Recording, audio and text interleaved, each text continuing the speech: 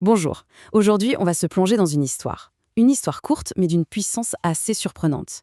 C'est un récit qui nous parle de l'espoir, du destin et surtout du fait que les chemins les plus importants, ce sont rarement des lignes droites. Allez, on commence ce voyage ensemble. Voilà, tout est dit, ou presque, dans cette première phrase. Elle donne le ton.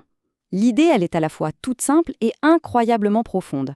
L'espoir a cette manie de pointer le bout de son nez pile au moment où tout semble perdu, quand en quelque sorte on a presque baissé les bras. C'est une pensée à garder en tête pour la suite. Alors comment tout ça démarre?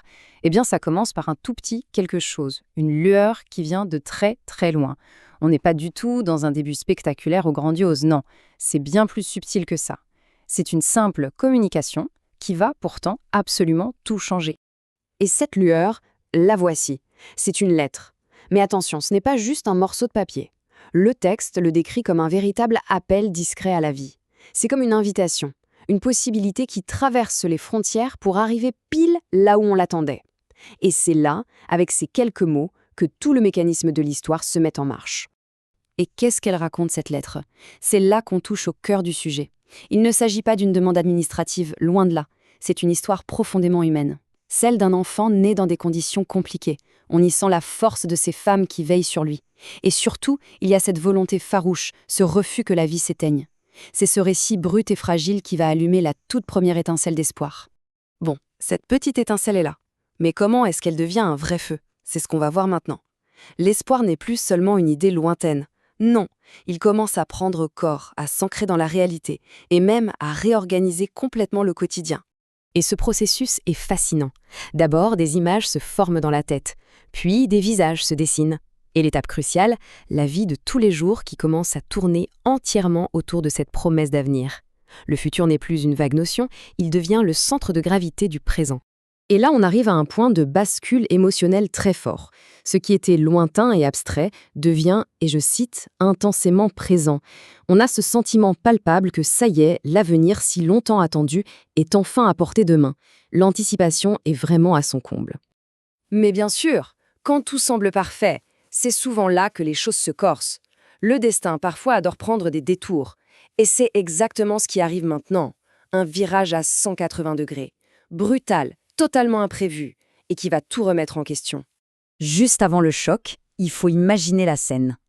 Tout est en place, chaque détail est réglé. L'attente est sur le point de prendre fin.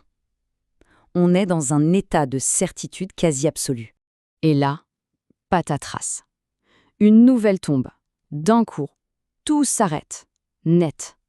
C'est le choc, l'interruption que personne, absolument personne, n'avait vu venir. L'impact est immédiat. Le futur qui semblait si proche est comme mis en pause. Et ce qui reste, c'est un vide, un silence difficile, nous dit le texte. C'est l'incompréhension.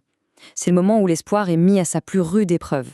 On pourrait croire que l'histoire s'arrête là, que c'est la fin, mais en fait, c'est précisément ici que le récit révèle tout son sens. Cette interruption, ce n'est pas un point final, c'est une transformation. Et c'est ça, le grand paradoxe au cœur de cette histoire. Ce qui ressemble à une porte qui se claque au nez est en réalité l'ouverture vers un passage bien plus large. Un autre chemin, un chemin qu'on n'aurait jamais pu voir si la première porte ne s'était pas fermée. C'est une réinterprétation complète de l'idée d'échec. On pourrait donc définir ce concept, l'espérance interrompue, de cette façon. C'est un revers apparent qui devient le moteur même, l'élan nécessaire pour continuer la route. L'espoir n'est pas mort, il s'est métamorphosé. La déception elle-même devient le carburant pour aller ailleurs, dans une nouvelle direction. On arrive tout doucement à la conclusion de ce parcours, à la sagesse qu'on tire de ce fameux détour. Finalement, on comprend que l'objectif n'était pas la destination initiale. L'objectif, c'était de comprendre la signification profonde du voyage lui-même. Cette phrase résume tout. C'est une leçon puissante sur la patience et la confiance. Le refus, le délai, l'obstacle, ce ne sont pas des punitions. Ce sont des guides qui nous forcent à quitter le chemin tout tracé pour nous emmener vers notre véritable destination. Et c'est la question que cette histoire nous laisse, une pensée à méditer. Et si nos détours, ces moments où l'on se sent perdu, où les plans échouent, si ce n'étaient pas des erreurs de parcours, mais le parcours lui-même, et si, au fond, nos détours étaient le seul chemin qui nous était vraiment destiné. Merci d'avoir suivi cette réflexion.